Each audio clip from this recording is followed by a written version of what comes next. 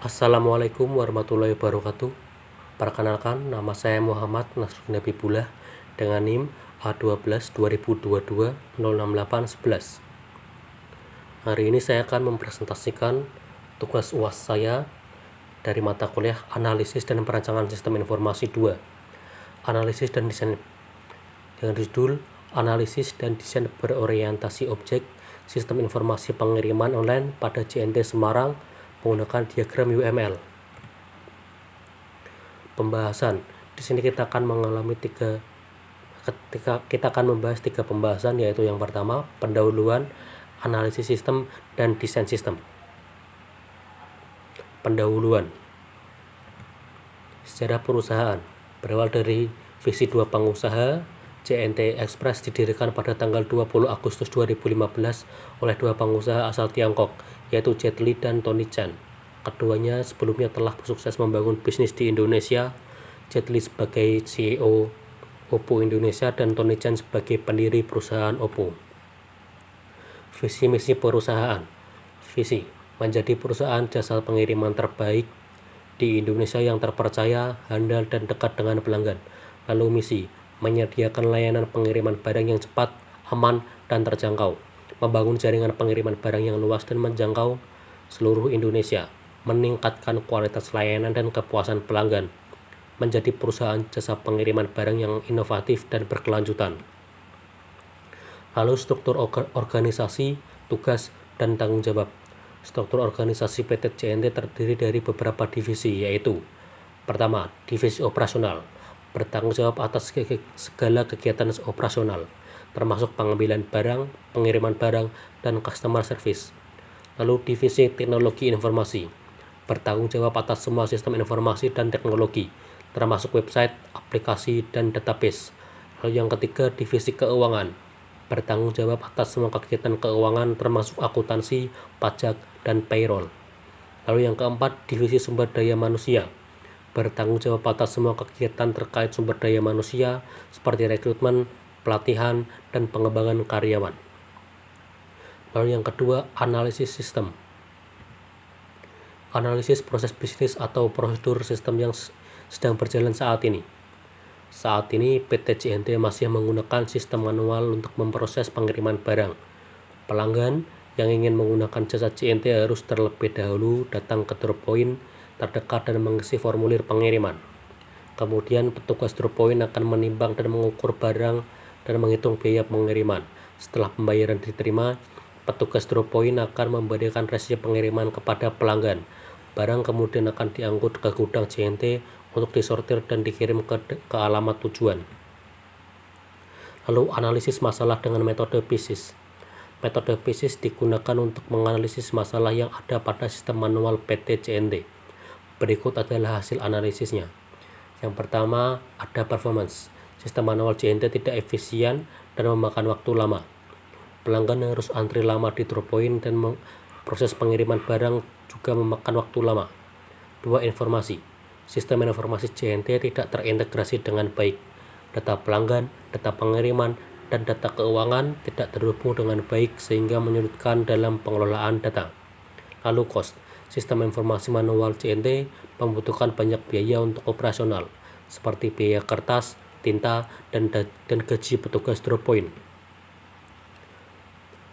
Yang keempat, ease of use. Sistem manual JNT tidak mudah digunakan oleh pelanggan. Pelanggan harus mengisi formulir yang rumit dan harus datang ke drop point untuk menggunakan jasa kirim. Kelima, security. Sistem manual JNT tidak aman, data pelanggan dan data pengiriman tidak terlindungi dengan baik, sehingga berisiko terjadi pencurian data. Scalability. Sistem manual JNT tidak scalable. Sistem ini tidak dapat menampung banyak pelanggan yang semakin banyak dan jumlah barang yang semakin banyak. Analisis kebutuhan sistem. Identifikasi kebutuhan fungsional. Berdasarkan analisis proses bisnis dan analisis masalah, kebutuhan fungsional sistem informasi pengiriman barang pada PT JNT adalah sebagai berikut. Sistem yang dapat menyediakan platform online bagi pelanggan untuk melacak status pengiriman barang. Sistem harus dapat mengintegrasikan data pelanggan dan pengiriman dan keuangan.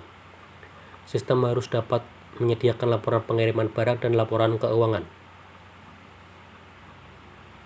Sistem harus terhubung dengan sistem pembayaran online. Sistem harus mudah digunakan oleh pelanggan. Sistem harus aman dan terlindungi. Lalu, identifikasi kebutuhan non-fungsional. Berikut kebutuhan non-fungsional sistem informasi pengiriman barang pada PT JNT adalah sebagai berikut. Sistem harus diakses 24 jam. Sistem harus dapat diakses dari berbagai perangkat seperti komputer, tablet, dan smartphone. Sistem harus memiliki performa yang tinggi dan responsif. Sistem harus memiliki skalabilitas yang baik untuk menampung jumlah pelanggan yang semakin banyak dan jumlah barang yang semakin banyak. Sistem harus memiliki tingkat keamanan yang tinggi untuk melindungi data pelanggan dan data pengiriman.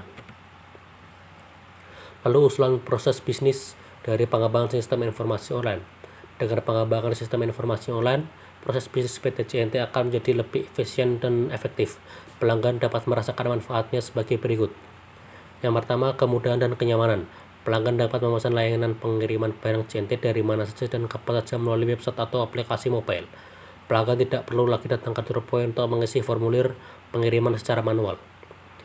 2. Transparansi dan kecepatan.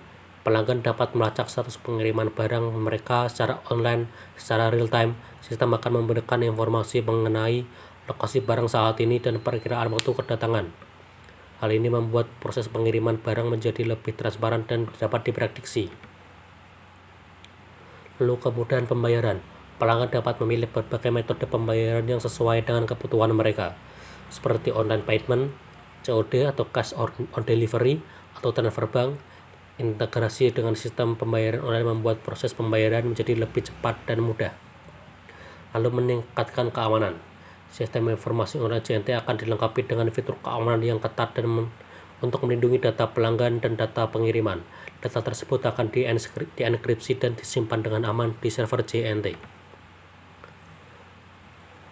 Lalu usulan progres bisnis dari pengembangan sistem online. Selain itu, pengembangan sistem informasi online juga akan memberikan manfaat bagi PT JNT, yaitu peningkatan efisiensi operasional. Sistem ini akan mengotomatisasikan banyak proses manual yang saat ini dilakukan oleh petugas Point dan admin warehouse. Hal ini akan menghemat waktu dan tenaga kerja, serta mengurangi kesalahan yang terjadi akibat proses manual. Lalu pengolahan data yang lebih baik. Sistem ini akan mengintegrasikan semua data terkait pengiriman barang, mulai dari data pelanggan, data pengiriman, hingga data keuangan.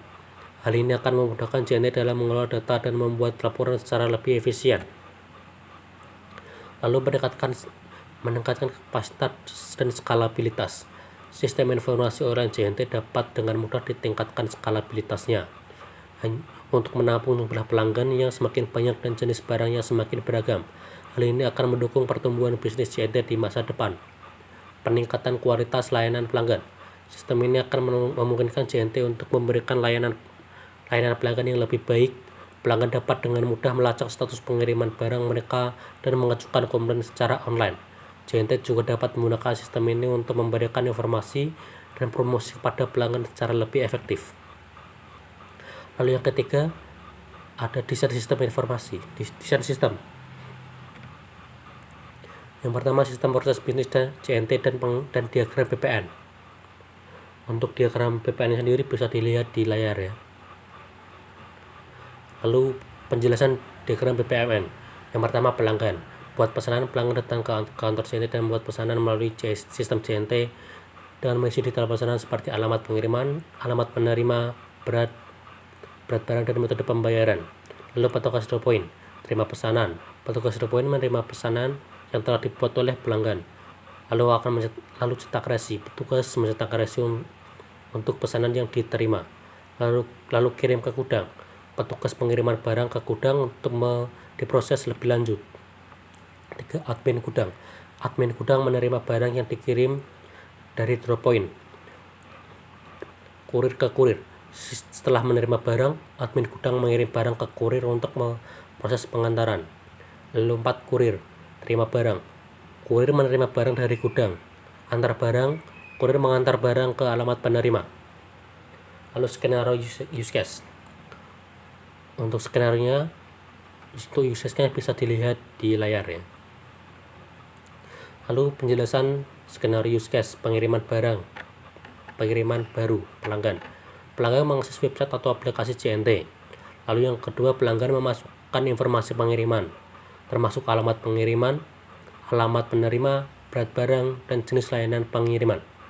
Lalu yang ketiga, sistem menampilkan perkiraan biaya pengiriman. Lalu yang keempat, pelanggan memilih metode pembayaran, misal online payment atau COD. Lalu yang kelima, pelanggan melakukan konfirmasi pemesanan. Lalu yang keenam, sistem membuat order pengiriman baru dan pengiriman resi digital kepada pelanggan. Lalu diagram activity. Untuk diagram activity-nya sendiri bisa dilihat di layar. Lalu kita akan membahas tentang pemesanan dan pengiriman barang melalui JNT. Yang pertama, pelanggan atau start. Pelanggan memulai proses pemesanan dengan mengakses website atau aplikasi JNT. Lalu yang kedua, input informasi pengiriman. Pelanggan memasukkan informasi pengiriman seperti alamat pengirim, alamat penerima, berat barang, dan jenis layanan pengiriman. Lalu sistem hitung. Lalu sistem hitung biaya kirim. Sistem menghitung perkiraan biaya pengiriman berdasarkan informasi yang dimasukkan pelanggan. Sistem menampilkan perkiraan biaya pengiriman kepada pelanggan. Lalu pelanggan, pilih metode pembayaran. Pelanggan memilih metode pembayaran yang diinginkan, misalnya online payment atau COD. Lalu pelanggan, mengkonfirmasi pemesanan. Pelanggan melakukan konfirmasi pemesanan. Lalu sistem, validasi pemesanan. Sistem akan memvalidasi terhadap pemesanan pelanggan. 8 kondisi, pemesanan valid iya atau tidak. Sistem akan mengecek apakah pemesanan valid atau tidak. 8.1 yang menunjukkan langkah 10. Jika pemesanan valid, sistem akan melanjutkan ke langkah selanjutnya. Lalu 8.2 tidak menuju langkah 9. Jika pemesanan tidak valid, sistem akan menampilkan pesan error kepada pelanggan dan meminta mereka untuk memperbaiki informasi yang salah. Dan sistem buat order. Sistem membuat order pengiriman baru berdasarkan informasi yang dimasukkan pelanggan. Lalu yang 10, sistem kirim resi digital. Sistem mengirimkan resi digital kepada pelanggan melalui email atau aplikasi. Lalu yang ke-10, pelanggan N. Pelanggan menerima resi digital dan proses pemesanan selesai. Lalu diagram sequence. Untuk diagram sendiri bisa dilihat di layar. Use case lacak pengiriman diagram sequence. Yang pertama, pelanggan mengakses aplikasi atau website JNT. Lalu yang kedua, pelanggan memasukkan nomor resi pengiriman. Yang ketiga, sistem mengecek status pengiriman di database. Lalu yang terakhir, sistem menampilkan status terkini pengiriman kepada pelanggan. Lalu diagram kelas. Untuk diagram kelasnya sendiri bisa dilihat di layar. Lalu penjelasan tentang diagram kelas. Yang satu, pelanggan, atribut ID unik setiap pelanggan, lalu nama pelanggan, alamat pelanggan, alamat email pelanggan, nomor telepon pelanggan. Metodenya buat pesanan. Metode untuk membuat pesanan baru dengan data pesanan yang diberikan. Lalu lacak pengiriman. Metode untuk melacak status pengiriman berdasarkan nomor resi. Lalu ajukan komplain. Metode untuk mengajukan komplain terkait pengiriman. Lalu yang kedua, pesanan. Nomor resi untuk melacak pesanan. Lalu yang kedua, tanggal pemesanan. Yang ketiga, status pesanan, misalnya dikonfirmasi, dikirim, dan lain-lain. Alamat pengiriman barang. Lalu alamat penerima barang. Lalu berat barang yang dikirim. Lalu biaya pengiriman. Lalu metode pembayaran yang digunakan. Lalu pelanggan, referensi ke objek pelanggan yang membuat pesanan, penerima, referensi ke objek penerima barang. Lalu metode hitung biaya, menghitung biaya pengiriman berdasarkan berat dan jarak. Lalu mengonfirmasi pesanan yang dibuat. Lalu mencetak resi pengiriman. Lalu yang ketiga, pengiriman. Atribut nomor resi pengiriman. Lalu yang kedua, status pengiriman, misalnya dalam perjalanan telah sampai, dan lain-lain. Waktu terakhir kali status diperbarui. Lokasi barang saat ini. Metode update status, memperbarui status dan lokasi pengiriman. Lacak status, melacak status pengiriman berdasarkan nomor resi. Lalu yang keempat, komplain. Atribut ID komplain, ID unik untuk setiap komplain. Lalu nomor resi pengiriman yang dikomplain. Deskripsi komplain. Lalu status komplain, misalnya sedang ditangani, selesai, dan lain-lain. Waktu komplain diajukan pelanggan, referensi ke objek pelanggan yang mengajukan komplain. Metode buat komplain, membuat komplain baru. Update status, memperbarui status komplain. Lalu customer service, ID unik untuk setiap customer service. Lalu nama customer service, email, alamat email customer service. Metode menangani komplain yang diajukan oleh pelanggan. Petugas drop point, atribut ID unik untuk setiap petugas drop point. Nama petugas drop point. Lalu lokasi drop point. Metode terima pesanan, menerima pesanan yang dikirim ke drop point. Cetak resi, mencetak resi untuk pemesanan. Kirim barang ke gudang, mengirim barang ke gudang. Admin gudang, atribut ID untuk setiap admin gudang. Nama admin gudang. Lokasi gudang. Metode update stok, pembaruan stok yang ada di gudang. Kirim barang ke kurir, mengirim barang dari gudang ke kurir. Lalu kurir, ID untuk setiap kurir. Nama kurir. Wilayah kerja kurir. Metode ambil barang dari gudang, mengambil barang dari gudang, antar barang ke gudang. Ke penerima, mengantar barang ke penerima. Update status pengiriman, memperbarui status pengiriman. Lalu yang terakhir ada penerima, ID untuk setiap penerimaan. Atau yang kedua nama penerima. Yang ketiga alamat penerima. Lalu email, alamat email penerima. Yang terakhir nomor telepon penerima. Lalu metode yang digunakan konfirmasi penerimaan, mengkonfirmasi penerimaan barang. Lalu yang selanjutnya ada desain interface. Berikut adalah desain interface-nya, bisa dilihat di layar. Ini adalah halaman utama. Ini mengedepankan ada beberapa opsi, yaitu home, about us atau tentang kami, service atau pelayanan, ini fitur, blog. Halaman home, halaman pada awal user interface JNT. Lalu yang kedua, halaman tentang kami. Ini tentang bagaimana JNT berdiri dan profil JNT tersendiri ya. Lalu pelayanan, berbagai jenis pelayanan yang tersedia atau ditawarkan di JNT. Lalu selanjutnya pengalaman di dunia pengiriman barang. Halaman ini berisi tentang berbagai pengalaman yang sudah JNT lalui hingga dapat seperti sekarang ini. Lalu yang selanjutnya alasan mengapa harus memilih JNT. Di halaman ini pelanggan dapat mengetahui alasan mengapa mereka harus memilih jasa kirim JNT. Lalu yang keenam, testimoni pelanggan. Testimoni atau respon pelanggan tentang pelayanan JNT dalam pengiriman maupun respon kurir pada pengiriman. Lalu 7, berita pengalaman, halaman khusus yang menyediakan berita terkini dan terpercaya untuk para pelanggan JNT. Lalu yang terakhir, form pemesanan. Halaman ini digunakan untuk melakukan pemesanan atau pengiriman barang, di mana pelanggan harus mengisi beberapa formulir terlebih dahulu. Lalu sekian presentasi dari saya. Bila ada kesalahan mohon dimaafkan. Wassalamualaikum warahmatullahi wabarakatuh.